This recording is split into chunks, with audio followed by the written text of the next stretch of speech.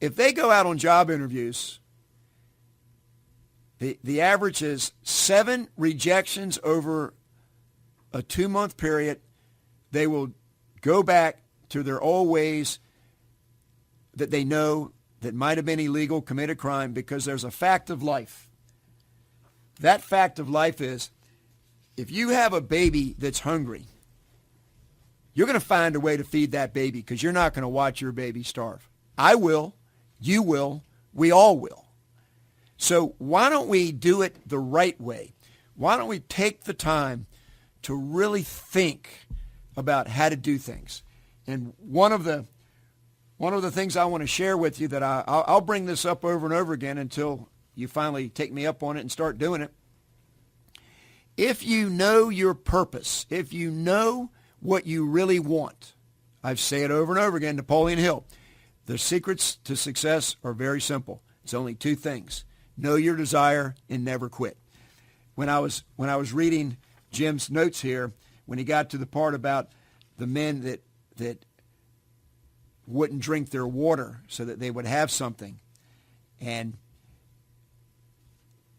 Viktor Frankl, that I've spoken a lot about on my first show on choices in particular and other shows, it's the same thing. It's just the will, the purpose to survive. These stories that you hear about people that have survived and persevered, they're real, they're true, they're uplifting, they're motivating. Become that person. But have a clear focus on what you want. Let me just share this with you right now.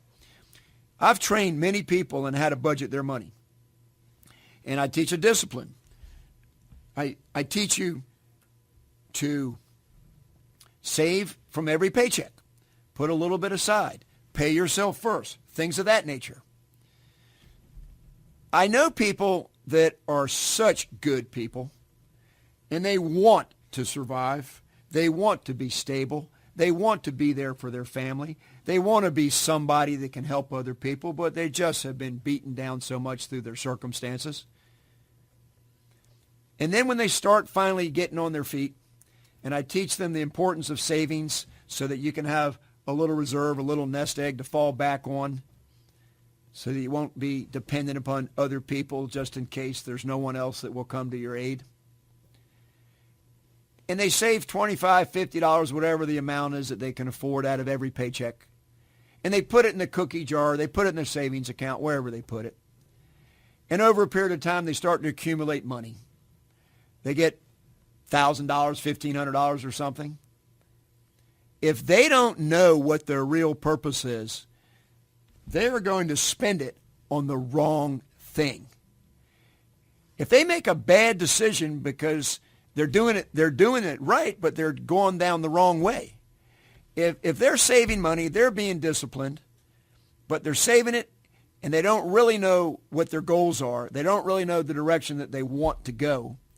Something might come along that they think is the right thing, and they might take that money and spend it, and then within a short time, they realize they never should have done that. It's not what I should be doing.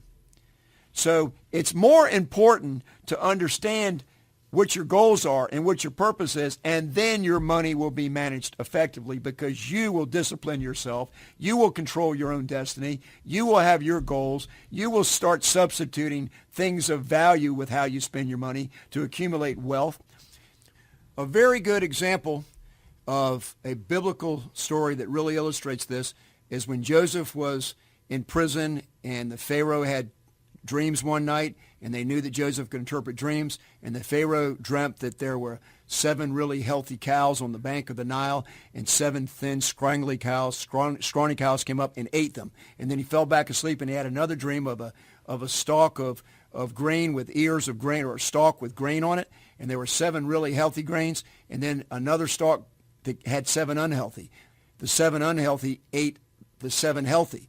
And this meant, according to Joseph, that we're going to have 7 years of plenty and 7 years of famine, and he advised the Pharaoh to plan for that, and they put in the storehouses enough food of the plenty to last them for the 7 years, and they weathered the storm. That's what I'm trying to teach you today. Have a plan so that you can have an alternative to how you're going to face your hardship.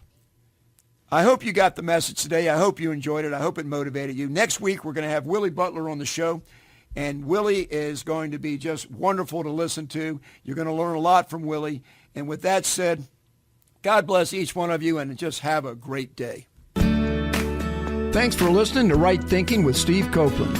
I look forward to being with you again next week. And remember, don't quit, plan ahead, it will get better. God bless you and have a great week.